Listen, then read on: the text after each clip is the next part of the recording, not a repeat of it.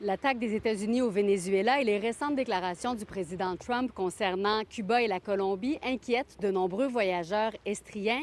Depuis quelques jours, les téléphones de voyageurs inquiets se multiplient dans les agences de voyage de la région. Bien, ça demande un peu ce qui va se passer, justement. C'est-tu dangereux d'aller dans ces destinations-là? On va-tu avoir des problèmes? C'est quoi nos droits? Qu'est-ce qu'on peut faire? Ceux qui ont déjà réservé vont nous demander est-ce qu'ils peuvent...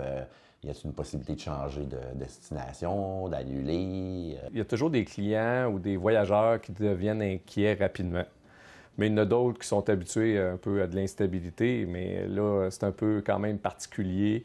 Il y a toujours des nouveautés qui se produisent qu'on ne voit pas venir. Tu sais, des fois, c'est des ouragans, des fois, c'est des petits conflits politiques. Oui, des fois, il y a de l'inquiétude, mais c'est de rassurer les gens qui voyagent à ce moment-là. Un forfait sud, exemple, que ce soit avec, généralement, c'est avec Transat, Sunwing, Vacances Air Canada, qui sont les trois principaux sur le marché.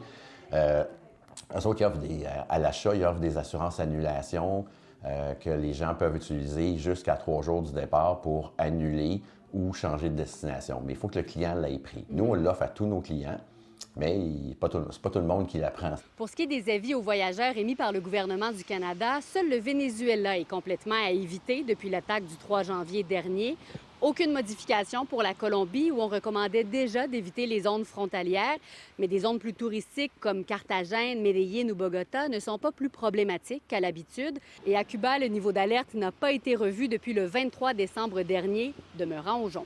C'est sûr que la sécurité va primer sur tous les voyages, mais tu sais, dans l'instabilité politique, mais là, c'est un autre game qu'on ne sait pas trop comment ça va se passer, parce qu'on a vu, même pour le Venezuela, ça s'est passé rapidement.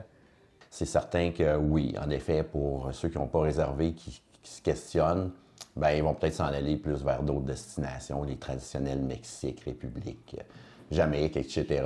Mais l'Europe aussi, de plus en plus populaire. Il y a beaucoup de gens qui vont dire, gars, moi, j'y vais pareil. Là. C'est comme j'ai pris mes vacances, il y en a qui retournent, puis c'est comme ça. Puis il y en a qui aiment la chaleur du peuple cubain.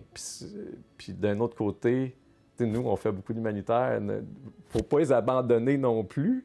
Même s'ils ont des inquiétudes envers certains pays, de nombreux Québécois se rendront tout de même dans le sud cet hiver. À Sherbrooke, Fanny Lachance-Paquette pour Nouveau Info.